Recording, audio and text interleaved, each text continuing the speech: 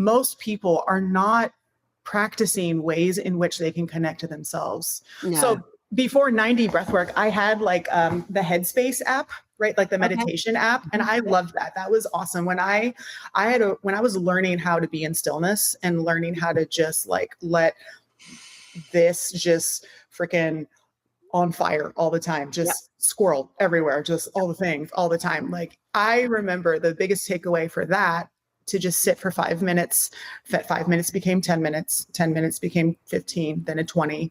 And I could just allow myself to notice the swirl that was going on in between my ears. But that was a muscle I needed to learn how to flex. It was a muscle I needed to learn how to grow and develop. It's just, I didn't have to fix anything. I didn't have to jump in. I didn't have to swirl myself into and wrestle with the thought that was going through my head. I just had to be observant. There's a thought there, it's happening. And then I'm going to come back to my breath. So what I love about that practice too, is you also don't have to resist anything. Yes. You don't have to accept anything. Yes. You don't have to buy in to anything. You just have to notice.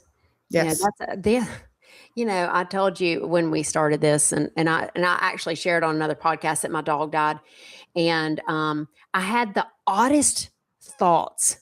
I was getting in the shower, I think the day after she died. And right before she died, I had been hand feeding her some treats. But she wasn't eating a whole lot. And she got up and she looked like she was going to throw up. And I think maybe she aspirated a little bit. I don't know, really. I don't know. It was a very quick, kind of acute dying. But the thought popped into my head that I should not have fed her, that may have been why she threw up. Right? Right. And because of this type of work, this metacognition type of work, where I can see my thoughts, I knew not to buy in. The emotion was there. I felt guilty. Like maybe I'd hurt her. And so I could see the guilt too. I'm like, okay, great. I'm feeling guilty and I'm having this thought. And I know that if my friend came to me and told me this, I'd be like, girl, you are not that powerful. You cannot make people throw up or die, and I'd give myself a hug actually. And so I could do all those things. But I think one really, really beautiful thing that you said about noticing all the thoughts was that you don't have to believe them anymore. Right. Yeah.